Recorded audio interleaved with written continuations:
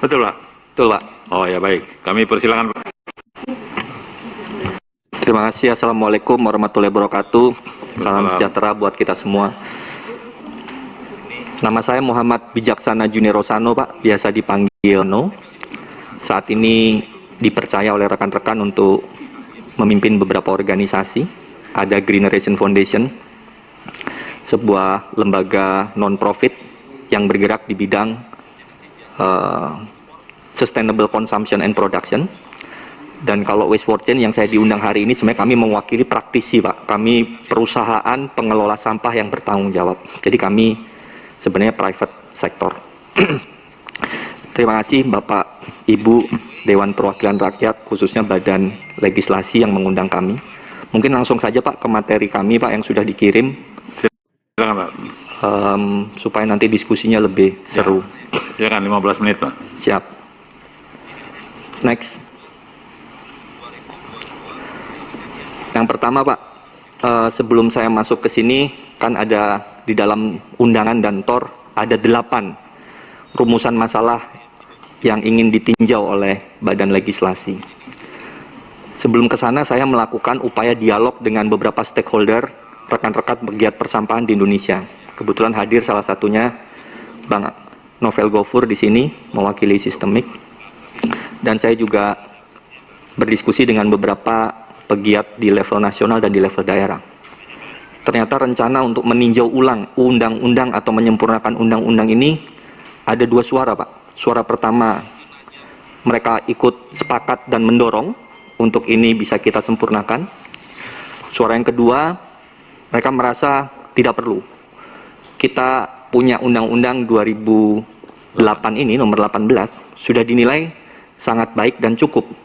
Yang hilang adalah bagaimana disiplin kita untuk menegakkan dan mengimplementasikannya, Pak.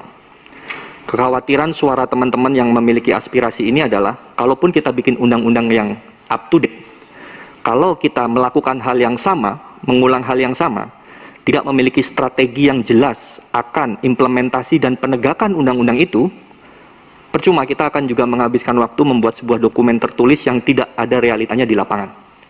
Pak Khairul sudah menjelaskan dengan sangat cantik sekali, bahwasanya amanah undang-undang yang clear, kita ambil satu pasal. 5 tahun setelah undang-undang ini ditandatangan, TPA open dumping wajib ditutup, Pak. 5 tahun. Dan ini di semua negara yang saya berkunjung, alhamdulillah saya diberikan beberapa slide-nya, tahan dulu aja di atas. Alhamdulillah saya dapat privilege diundang beberapa negara-negara mitra Indonesia untuk belajar tentang sampah, Pak. Saya ke Taiwan, saya ke Korea, saya ke Jepang, saya ke Amerika, saya ke Belanda, belajar tentang persampahan. Satu titik balik kenapa mereka mampu mengubah kondisi yang mirip Indonesia, mirip, Pak, Jepang juga sama. Dulu juga ada tukang gerobaknya, Pak. Sampah itu didorong pakai tenaga manusia di Jepang dulu. Di berbagai daerah juga sama, Pak, open dumping, TPA-nya numpuk penuh gunungan dan nggak diurus dengan baik. Sama di semua negara. Titik baliknya adalah penegakan hukum, Pak. Nah, ini sebenarnya suara dari teman-teman yang sebenarnya merasa tidak perlu kita menghabiskan energi untuk mengubah undang-undang. Di sisi lain, ada teman-teman pegiat dan praktisi yang melihat ada ruang-ruang di mana kita bisa menyempurnakan hal ini. Jadi saya mengambil aspirasinya kira-kira seperti ini, Pak. Saya rasa kita tetap perlu punya effort untuk menyempurnakan sesuatu yang masih bisa disempurnakan, dengan catatan sebelum undang-undang baru disahkan dan terbit, berarti yang berlaku adalah undang-undang ini, Pak. Karena yang berlaku ini, saya sangat berharap perwakilan kami, perwakilan rakyat, itu betul-betul melakukan kontrol dan pengawasan yang menyeluruh terhadap semua pasal satu persatu, apakah benar sudah diimplementasi atau tidak. Karena bagi saya sebagai orang yang belajarnya dan dididik untuk belajar isu persampahan, saya dididik belajar isu persampahan, Pak. Belajar di sebuah jurusan studi, guru saya, Pak, dosen saya, itu memang masalah sampah bisa diatasi, Pak. Jadi bukan masalah teknologi, bukan masalah teknis. Ternyata banyaknya itu non teknis, Pak. Mari kita bahas satu persatu. Next. Ada pertanyaan tentang pelaksanaan undang-undang di level pusat dan daerah. Menurut kami, undang-undang ini yang sudah usianya 14 tahun, Pak, belum ada perubahan signifikan dalam pengelolaan sampah di Indonesia. Itu statement pertama yang kami keluarkan. Belum, Pak. Parameternya simpel, Pak. TPA yang ditutup belum sebanyak itu. Kita sedang membiarkan sesuatu yang tidak benar, sesuatu yang melanggar hukum, sesuatu yang salah, dibiarkan. Kedua, cakupan pelayanan belum 100%, Pak. Wajar kalau sampah bocor ke laut, bocor ke sungai, dan dibakar sembarangan, karena memang tidak diangkut 100%. Ini belum ada perubahan signifikan. Berikutnya, pengelolaan sampah belum menjadi prioritas. Kenapa? Karena pemerintah daerah yang dalam pasal di undang-undang ini menjadi pihak yang paling berwenang dan bertanggung jawab, tidak ada yang menjewer kalau mereka tidak melakukannya, Pak. Jadi kalaupun mereka tidak menerapkan, tidak ada konsekuensi sama sekali. Artinya ini seperti boleh dan tidak boleh gitu. Padahal undang-undang sifatnya ini adalah pelayanan yang wajib diberikan kepada masyarakat. Jadi kami melihat wajar karena tidak ada urgensi, tidak dipaksa, jadi tidak prioritas. Dan ini ada beberapa contoh-contoh bahwasanya sebenarnya tidak sepenuhnya kita tidak ngapa-ngapain, Pak. Saya mengapresiasi pemerintah melakukan banyak sekali inisiatif. Bisa jadi saya membayangkan inisiatifnya ini berantakan, scatter. Tidak terintegrasi menjadi satu panduan yang harmonis, yang kemudian menjadi suatu kekuatan bersama. Jadi masing-masing punya target masing-masing yang mungkin kurang sinkronisasi. Kisah klasik Indonesia. Kurang koordinasi yang baik. Contoh di pemerintah daerah juga banyak, bukannya mereka nggak ngapa-ngapain, mereka juga banyak, Pak, melakukan sesuatu. Saya anak PNS, Pak.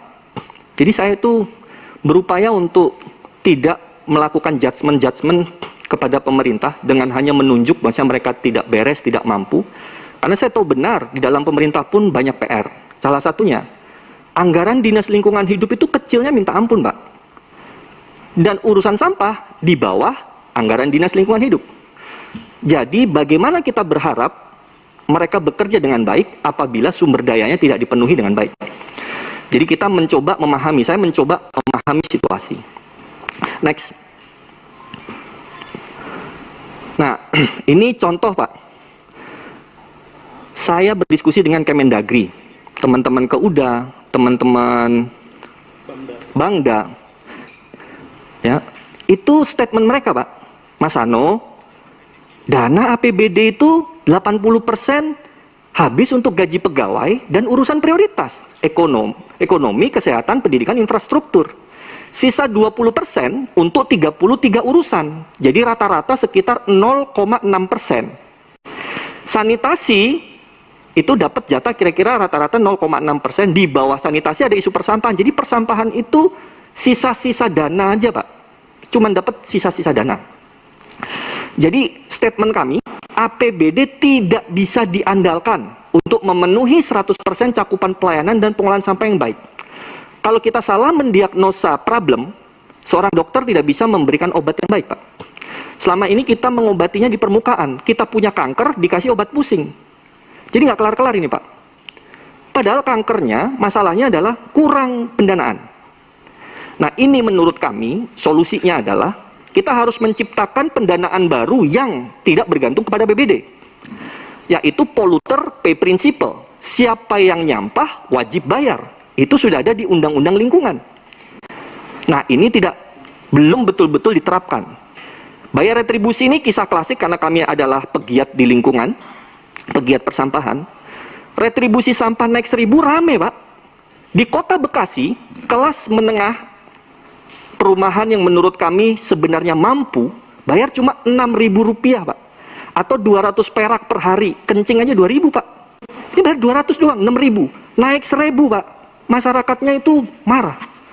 Jadi pemerintah membiarkan mereka jadi manja sebenarnya, menurut kami. Padahal harusnya seperti listrik. Kamu pakai lampu banyak, bayar listrik banyak. Kamu pakai air banyak, PDAM yang ngecas banyak. Kalau sampah kamu banyak, kamu bayar banyak. Kalau kamu ngelola sampah sendiri di rumah dengan cara mengompos, ikut bank sampah, retribusi kamu turun.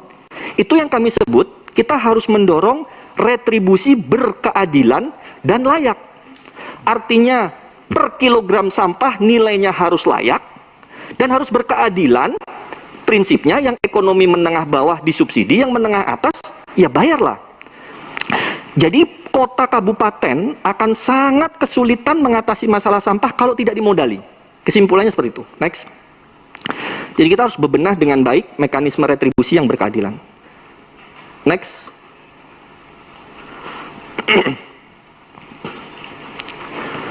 Berikutnya catatan saya tentang master plan.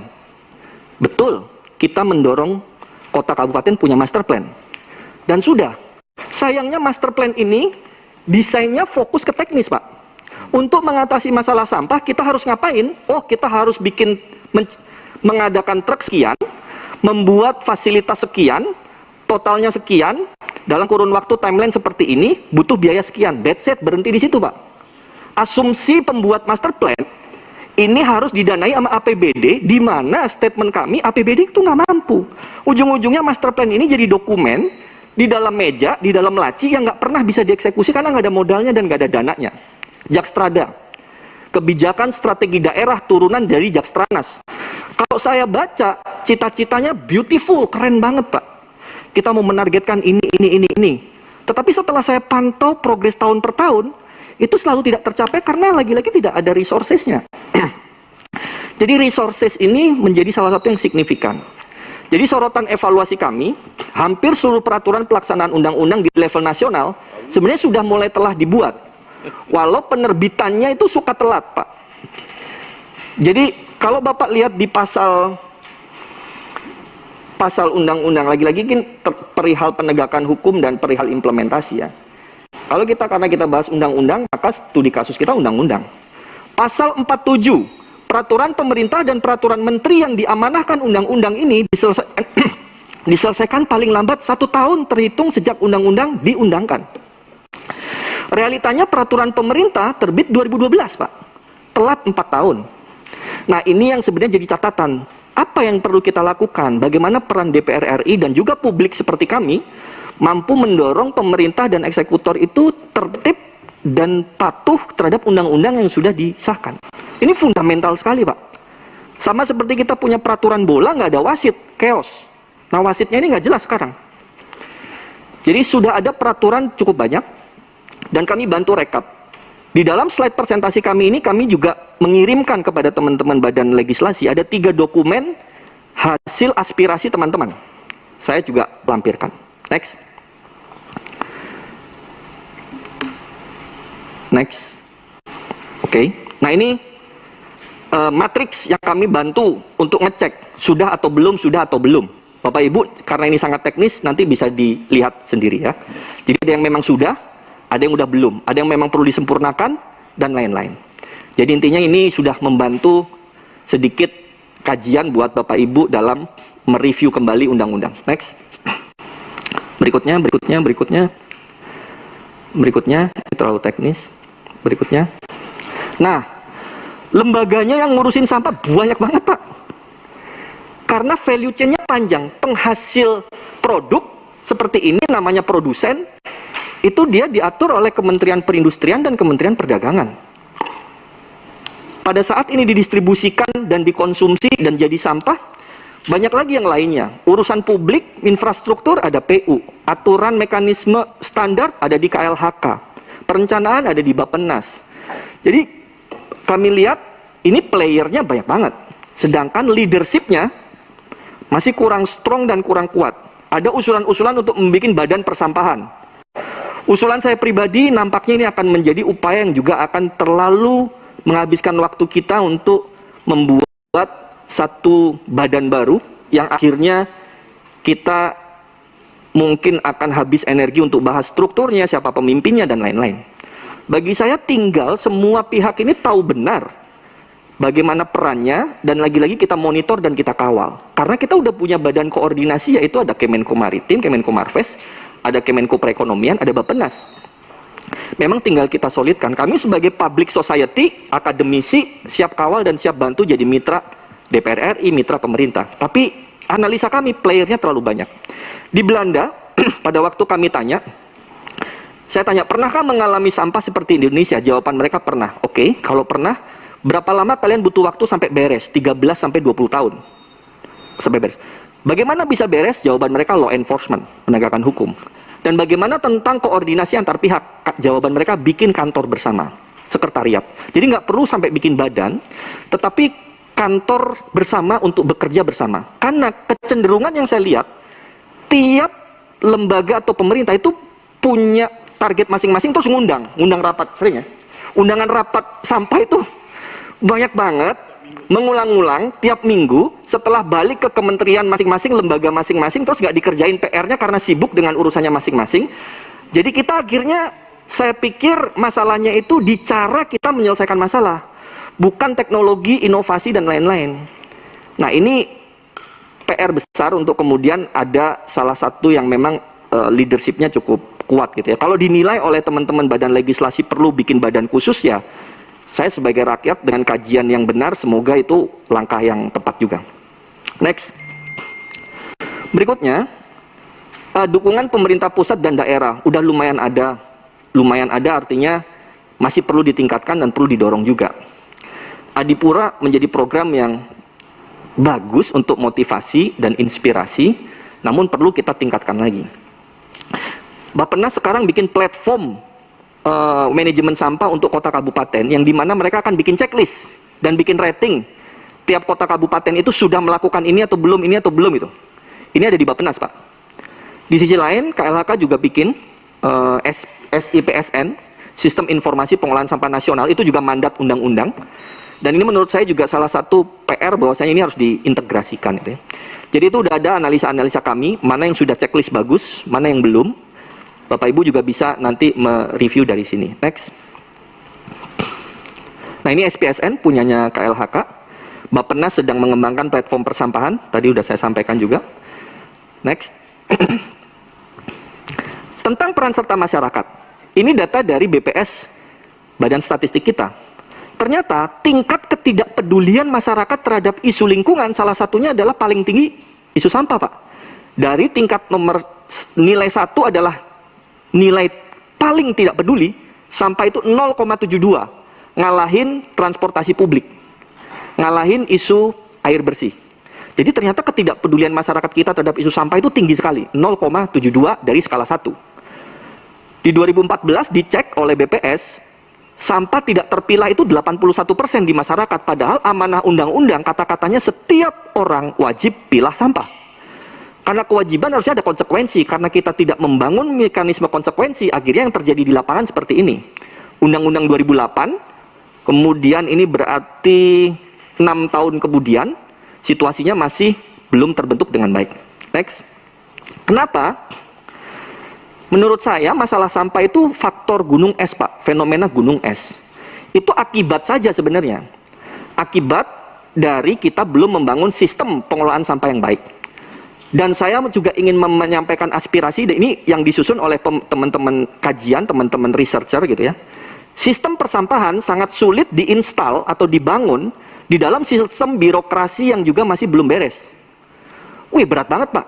Investor seperti kami siap invest, truk, bangunan, fasilitas pengolahan sampah, tapi pemerintah daerahnya gagap. Mereka nggak ngerti bagaimana merespon investor seperti kami, karena nggak ada panduannya. Dan ini memang PR kita bersama. Next. Ini tinggal sedikit lagi selesai. Ini beberapa hal yang menurut kami juga jadi catatan. Karena di dalam undang-undang sampah dianggap sumber daya, jadi seakan-akan jadinya kota Wanipiro. Ini saya punya sampah, kamu mau bayar berapa? Gitu. Loh, sampah ini butuh biaya ngurusnya gitu. Makanya urusan tipping fee nggak kelar-kelar karena salah satunya di undang-undang punya kata-kata memang sumber daya. Memang benar menjadi sumber daya kalau ada biaya untuk mengolah. Baru dia jadi sumber daya. Tapi biaya mengolah versus nilai sumber daya setelah diolah, itu neracanya gede mana? Setelah kami cek, biaya ngolahnya masih jauh lebih gede dibanding nilainya. Jadi ini masih services, masih jasa seharusnya. Ini juga salah satu catatan. Dan ada beberapa poin-poin yang menurut kami bisa disempurnakan terus. Next. Terakhir, Pak, ini rekomendasi kami. 1, undang-undang sudah bagus, perlu disempurnakan, iya. Dan penegakan peraturan sampah menjadi fundamental. Tadi diskusi di grup WhatsApp saya tanya, apa ya peran DPR dalam penegakan? Oh, memang monitoring, memang pengawalan, pengawasan, dan lain-lain. Kita memang perlu sekali, Pak, untuk melakukan penegakan ini. Kalau enggak, ini akan jadi paper aja, kertas, dan kemudian nggak tereksekusi. Kedua, master plan persampahan itu wajib layak kredit. Karena kalau master plan persampahan mengandalkan APBD lagi, nggak jalan, Pak. Jadi harus long term, 30 tahun, seperti proyek jalan tol dan lain-lain, sehingga ada lembaga-lembaga private ataupun perbankan yang membantu terwujudnya infrastruktur. Masalahnya itu hari ini, Pak. Bukan kemudian kita menyelesaikan sampah itu 10 tahun lagi. Masalahnya hari ini. Kalau kelamaan, ya kita sedang mencemari lingkungan dan membuat masyarakat tidak sehat. Ketiga, kita sangat penting untuk membenahi sistem retribusi yang layak dan berkeadilan. Volume based waste fee. Retribusi berbasis volume.